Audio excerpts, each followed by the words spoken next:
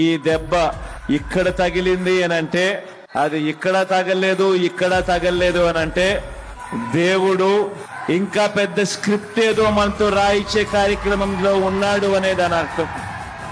భయం లేదు, గెలిచేది 175కు 175 సీట్లే అని, 25కు 25 ఎంపీ సీట్లే అని, ఒక్క సీటు కూడా ఎక్కడ తగ్గేందుకే వీల్లేదు. మీ భుజస్కంధాల మీద ఫోన్ అనే ఈ ఆయుధం మీ చేతుల్లో ఉంది అన్నది గుర్తుపెట్టుకోమని మీ అందరితో కూడా కోరుతా ఉన్నా.